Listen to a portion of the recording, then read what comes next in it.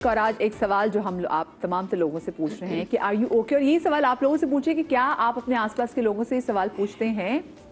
ये बड़ा इंपॉर्टेंट है। मुझे बताएं सबसे ज़्यादा, क्योंकि आजकल हम ये मेंटल हेल्थ अवेयरनेस के वाले से आज का दिन भी है, कौन सी चीज़ें आपकी मेंटल हेल्थ को बहुत ज़्यादा बॉदर करती हैं वहाँ? अच्छा, मेरे तो मुझे लगता है मैं जो सर की बात से बिल्कुल इत्तेफाक करूंगी, कुछ खुद के बनाए हुए भी इश्यूज हैं ना। मैं तो हूँ ही ओवर थिंकर, और इस हद तक हूँ कि मैं उस लेवल पे चली जाती हूँ जहाँ आगे कुछ होता ही नहीं, अंधेरा। मैं उस लेवल पे पहुंच कर अपने आप को फालतू का स्ट्रेस देती रहती हूँ। तो मेरा तो वो लेवल है। तो मैं तो गलत आदमी हूँ ये सवाल करने के लिए कि आप मुझसे पूछोगे। तो मैं यही कहूंगी कि मुझे ना बहुत छोटी कभी कभी बहुत बड़ी चीज़ें होती हैं जो बॉदर भी नहीं करती, गुजर जाती हूँ। बाद में सोचती हूँ कि यार ये तो ऐसे हुआ था, मुझे इस पर रिएक्शन देना चाहिए था, पर नहीं। पर बहुत कोई छोटी चीज़ होगी कि अच्छा मेरा प्रॉब्लम ये है, जो मेरा प्रॉब्लम है ना, मैं आज ये सबके सामने बताऊंगी। मेरा प्रॉब्लम ये है कि मुझे फ़र्क पड़ता है कि वो क्यों उनका मूड ऑफ है। शायद मैं तो उसका रीज़न तो नहीं हूँ। सेम, हाँ। मेरे एग्जीक्यूटिव प्रोड्यूसर ने कहा आप भी सुन लें। हाँ, कि मैं तो रीजन नहीं हूँ क्यों मदीहा आज ऐसे बैठी थी। कहीं ऐसे तो नहीं कि मैंने कुछ किया है। क्यों मुझे लगता है दूसरे का मूड भी मुझ पर डिपेंडेंट है, तो मैं उसको ठीक करने के चक्कर में अपना मूड भी खराब कर लेती हूँ कि अच्छा ये तो ये मेरा। और ओवर थिंकिंग तो उस हद तक ना कि अच्छा ये कॉफ़ी है, मैं पी लूँगी। हाँ, पीना तो अच्छी बात है, लेकिन पीने के बाद अगर मेरे सर में ये होने लगा और मुझे रात को नींद नहीं आई और फिर सुबह मुझे काम पे जाना है और फिर सुबह मैं काम के लिए नहीं उठ सकी, उस लेवल तक। तो वो छोटी छोटी चीज़ें ऐसे बॉदर करती हैं मेरे भाई। हाँ, और ये फैजान, और मैं वो जो वर्बल डायरिया होता है ना वो वाला, और जो वो वॉमिट होती है वर्बल वॉमिट, वो फैजान के साथ ही होती है। फैजान बोलते हैं माम आर यू सीरियस, इस पे क्या तुम्हें सोचना था? मैं बोलती हूँ फैजान क्योंकि हाँ वाकई इस पे तो सोचना बनता नहीं था। और माहम को ये ओवर थिंकिंग, अगर मैं पूछूँ तो माहम को इतना ओवर थिंकिंग करना किसने सिखाया? ये कौन सी एज से माहम ने शुरू? मुझे लगता है मैं हमेशा से ऐसी हूँ। Every little thing bothers me, it's always been there. और अब वो जैसे जैसे मैं बड़ी हो रही हूँ ना, तो कुछ चीजें बहुत पक्की हो जाती हैं। तो मैं चाहती भी हूँ ना कि ये मेरा प्रॉब्लम नहीं है, ये मैं बोल नहीं सकती। वही वाली बात कि आई कांट से नो, कि no this is not my problem. If this person has issues with that, it's not my problem. मैं क्यों उसके साथ, मुझे क्या जरूरत है? नहीं, लेकिन वो भी मेरा प्रॉब्लम है। उस सोफे के पीछे कौन बैठा है वो भी मेरा प्रॉब्लम है। तो पूरे मेरे प्रॉब्लम के साथ दूसरे प्रॉब्लम भी मेरे हैं। और कहीं ना कहीं जैसे आपने बात की ना, अगर किसी का मूड ऑफ है तो आप उसको भी लेके परेशान हो जाती हैं। तो हम पीपल प्लीजर भी बन चुके हैं ना। हाँ, वही वाली बात कभी कभी अच्छा है, लेकिन एक लिमिट में रह के ना, मतलब आप हर वक्त ठीक है एंटरटेन करना और हर वक्त अगले को प्लीज करते हुए रहने में बड़ा फर्क होता है। आपको शमीन, आपको क्या चीज़ सबसे ज़्यादा बॉदर करती है? आपकी मेंटल हेल्थ को सबसे ज़्यादा बॉदर करती है? अच्छा, I have been working on myself. तो अब I have reached a point where मुझे काम हो ना हो मुझे स्ट्रेस नहीं होता। घर में कोई मसले हो जाए, कोई चीज़ ख़राब हो जाए, गाड़ी ख़राब हो जाए, जो छोटे छोटे जो एसी ख़राब हो जाए, लोग स्ट्रेस आउट हो जाते हैं, मेड नहीं है, मैं किसी चीज़ का स्ट्रेस नहीं लेती हूँ। मुझे सिर्फ और सिर्फ एक चीज़ अफेक्ट करती है, और वो बहुत सिवियरली करती है, और वो करती है कि जो मेरे लव्ड वंस हैं जिनकी मैं केयर करती हूँ, अगर उनका बिहेवियर मेरे साथ सही नहीं है या उन्होंने मेरे साथ गलत कर दिया, बस वो मेरे लिए डाउन हिल है।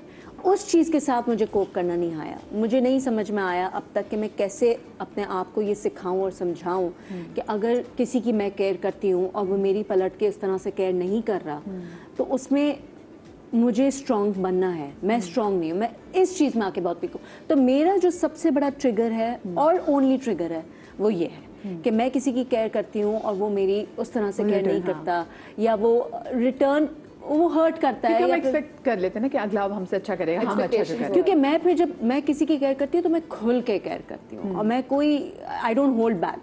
तो फिर आगे से जब उस तरह से आप डिसअपॉइंट हो जाएं तो वो मेरे लिए बहुत बड़ा इशू बन जाता है। बाकी ये जो दुनिया के स्ट्रेसेस हैं, अल्हम्दुलिल्लाह आई डोंट नो हाउ, लेकिन मैंने उनके साथ कोप कर, मतलब जो कि माहम अभी कह रही हैं, मुझे नहीं फ़र्क पड़ता।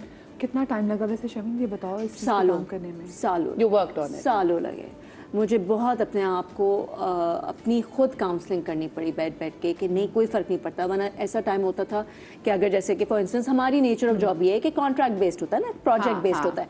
अब एक प्रोजेक्ट की बात हो रही है, काम चल आ रहा है, बात हो रही है, और फिर एकदम से गायब। मेरे 3-4 महीने निकल जाते थे डिप्रेशन में कि वो एक काम आते आते चला गया मेरे हाथ से। लेकिन अब अल्हम्दुलिल्लाह I have come to a point के काम आ रहा था, चला गया, कोई बात नहीं, कोई इशू ही नहीं है, क्योंकि दिमाग में ये अच्छी तरीके से बिठा लिया है कि जो आपका है वो आपको आके मिल मिलना जाएगा ही है, हाँ। इसके लिए अपना सुकून खराब करना इज नॉट वर्थ इट। लेकिन लोगों के ऊपर जब बात आती है तो मुझे ये समझ में नहीं आई, अब तक मैं अपने आप को ये नहीं सिखा पाई कि जो आपका है वो आपके पास रहेगा और जो नहीं है वो आपको नहीं वैल्यू करेगा, हाँ। वो निकल जाएगा आपकी जिंदगी से और उसी में आपकी, बस ये मेरा जो है सारा का सारा इशू यहाँ पे आके फंसा। लेकिन आपने सेल्फ काउंसलिंग की, आपने खुद को काउंसलिंग बाकी चीज़ों पे क्योंकि yes। देखिए यहाँ पे वो कहते हैं जहाँ पे मेडिटेशन भी करनी होती है, सिर्फ आप मेडिटेट नहीं कर, आप खुद से बात भी कर रहे होते हैं।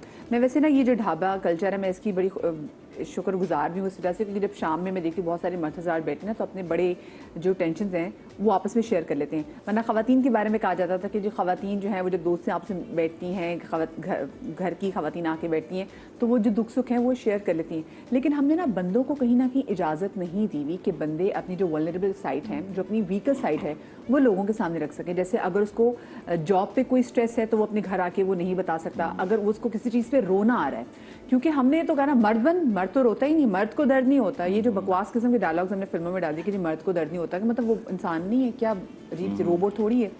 तो वो उसको कैसे करें, वो मर्द फिर उसको डील कैसे करें, क्योंकि हमने उनके लिए वो विंडो नहीं रखी ना। और अगर वाकई कोई बंदा आपके सामने रोने बैठ जाए, आप कहेंगे हाय इसको क्या हो गया है, ये है ना, ये हमारा एटीट्यूड है। ये देखिए रोना तो सबको आता है और स्ट्रेस सबको होता है, हर आदमी की अपनी कोपिंग स्ट्रेटजीज होती हैं, ठीक है। हम सब एक ही जैसे सिस्टम से बड़े हुए हैं, हमें भी डॉग को देख के डर लगता है, हमें बिल्ली को देख के प्यार आता है, हमें इंसान को देख के जो है सब एक जैसा है। लेकिन ये कुदरती है, हमें बचपन में बताया गया कुत्ता काट लेते हैं, हालांकि आज तक नहीं काटा लेकिन एम ही कुत्ते से डराया हुआ है, ठीक है। इसी तरह हमें बोला गया है कि बिल्ली रास्ता काट देती है और वो हमारे दिमाग में फिक्स है, लेकिन हमने अपनी कोपिंग स्ट्रेटजी की तरह उसको कन्फ्रंट किया है।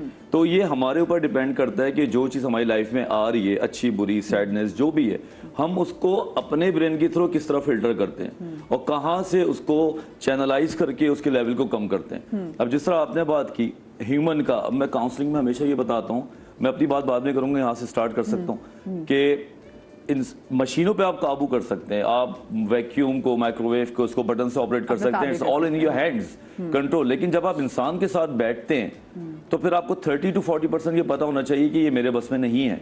ये मेरे ख्याल से आपको 70% पता होना चाहिए कि ये मेरे बस में नहीं है। जनाब इतना परसेंटेज मेरी नहीं है, अगर मैं अपनी बहुत एनर्जी सामने वाले को दे भी दूं, लेकिन उसके अपने दिमाग, mental health, mental stuff issues हैं, पीएमएसिंग हो रही है उसकी कहीं ना कहीं, जिसकी वजह से इसकी बदतमीजी या कुछ ना कुछ ये कर सकता है, ठीक है ना। आप उसको इतना डिस्काउंट कर सकते हैं, लेकिन जब आप बहुत ज्यादा प्यार देते हैं, एफर्ट्स देते हैं, आपको लगता है कि मुझे सब कुछ मिले और वो नहीं मिलता तो आप हर्ट होते हैं। तो इंसान जब इंसान से डील करता है तो आपको ये बात पता होना चाहिए कि आपको 100% कभी नहीं मिल सकता।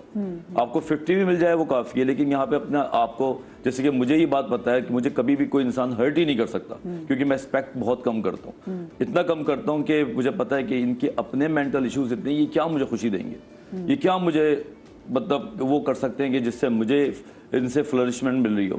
एक तो ये बात है। दूसरा ये मर्दों का इशू ये है कि वो रोना तो बहुत आगे की बात है, एशियन मर्द तो स्ट्रेस बता भी नहीं पाते कि अपनी वाइफ को बैठ के बोले कि मैं बैठूं, मैं बड़ा परेशान हूँ, चाय बना के लाओ, मेरे साथ ये हुआ है। वो बात कर ही रहा होता है, वो कोई ना कोई बात ऐसी हो जाती है, या माँ बाप ने सिखाया हुआ होता है कि पुत्र अभी तूने ऐसी कोई बात नहीं करनी, तू तो स्ट्रांग आदमी। तो आपने अपने आप को हमेशा से इतना रखना होता है कि नहीं सब ठीक है। मैं बचपन से लेके आज तक घर का बड़ा होने के नाते मैंने कभी ये नहीं बोला कि मैं परेशान हूँ, आके मुझसे बात करो। हालांकि लाइफ में कितनी परेशानियां हम होंगी, बाकी घर का जो बड़ा होता है, चाहे वो सिबलिंग्स में बड़ा, हम उसको ये इजाजत ही नहीं देते कि कभी नौबत ही नहीं आई, नौबत ही नहीं आई। जिस दिन मैं हमेशा पापा की बात आती है इंतकाल की, उस दिन भी नहीं रो सके, रोना शुरू ही किया, छोटे आ गए, ये ले आओ वो ले आओ, बस क्यों करे बैठे, जी जी ये कर रहे हैं।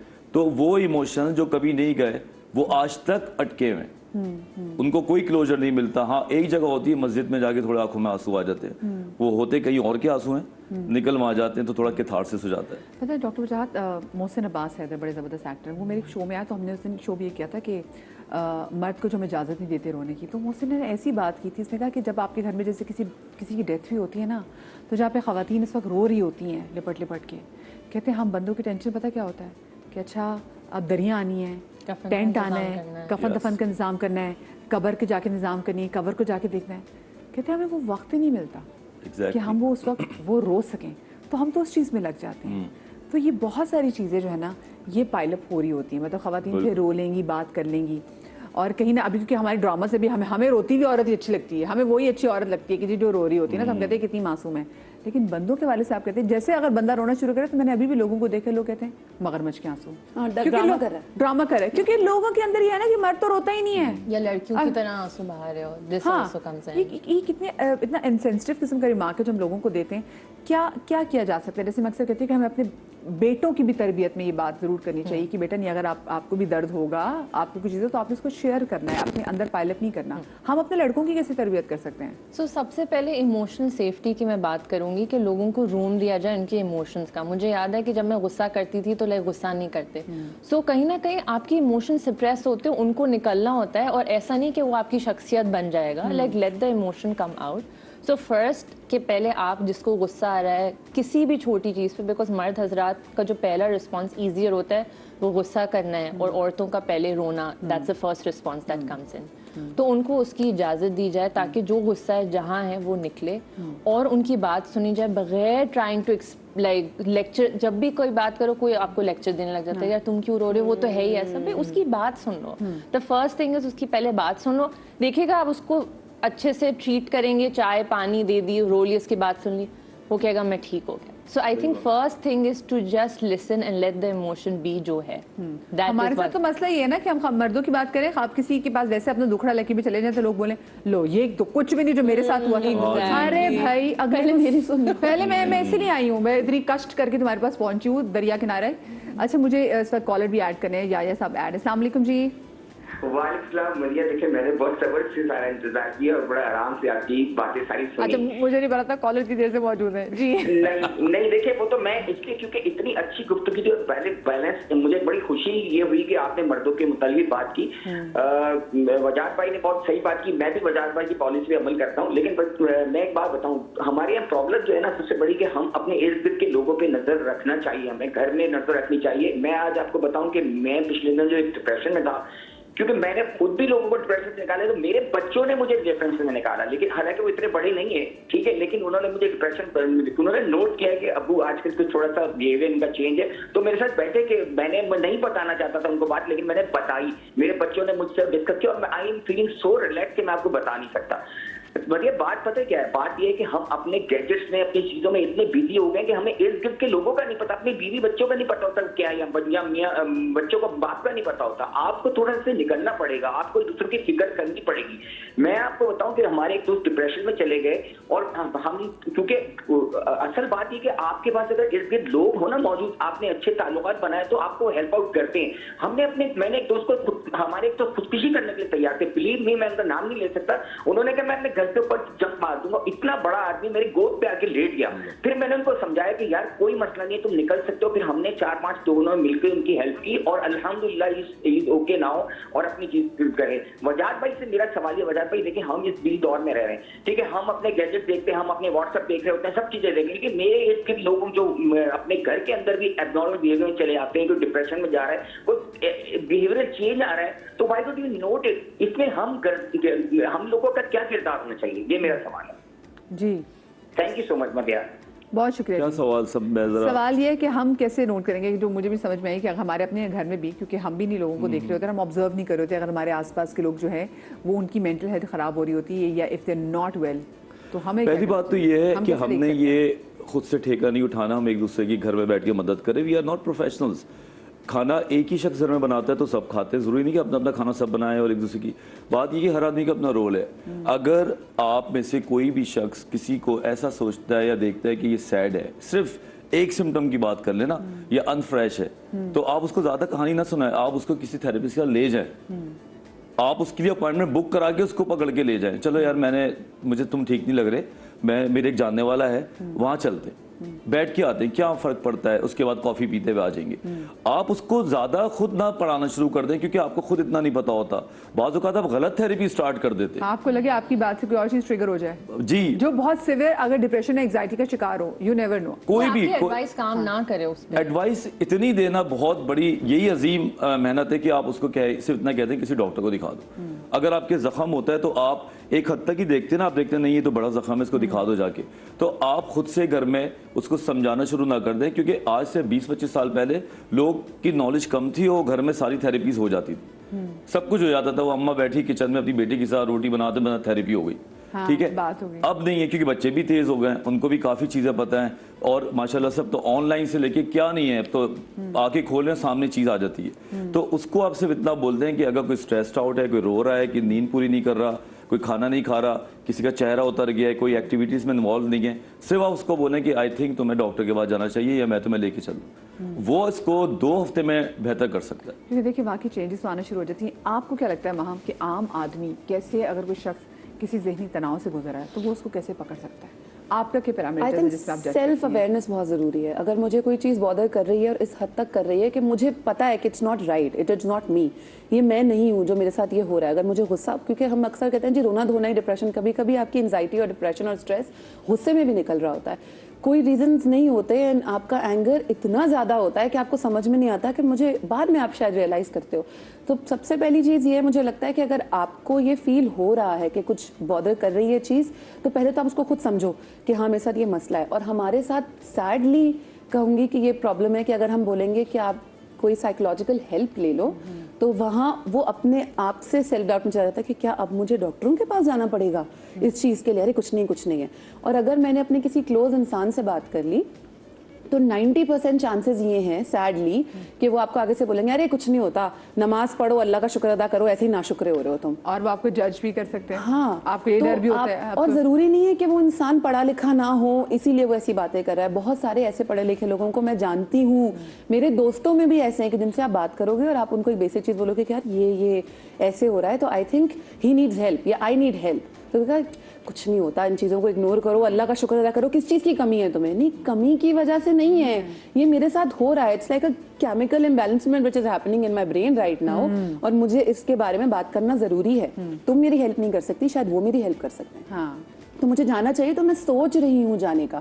शायद हम 5 में से 2 लोग बोलेंगे कि हाँ नहीं यार जाना चाहिए, इट्स गुड, बाकी के 3 लोग बोलेंगे नहीं कुछ नहीं, सजदे लंबे करो ठीक हो जाओगी। नमाज पढ़ना इट्स कम्प्लीटली डिफरेंट चीज़ के। नमाज आपको ज़रूर लोगों को सुकून देती है। जैसे आपने बात बोली कि मस्जिद में आप कभी जाते हैं तो आपके आंसू निकल आते हैं कि आपको पता है कि अल्लाह ताला आपको जज नहीं करेंगे किसी चीज़ पे, आप बोल सकते हैं, आप हर चीज़, क्योंकि उनको तो ऑलरेडी पता है सब चीज़ें। लेकिन ये चीज़ कुछ लोगों के सामने कहना भी बहुत मुश्किल है, ये बात, क्योंकि हमें ये भी डर होता है अगला बंदा हमें जज ना करे। और मैं अक्सर लोगों को देखती हूँ बहुत ज़हनी तनाव का शिकार होते हैं, लेकिन वो कहते हैं अगर हम एक बार डॉक्टर के पास चले गए ना, मुझे आदत हो हम पे- जाएगी। मुझे आदत, और मुझ पर ठप्पा लग जाएगा। मैं छोटी सी ब्रेक के बाद वापस इस बात गुफ्तगू को यहीं से कंटिन्यू करूँगी, कहीं मत जाइएगा।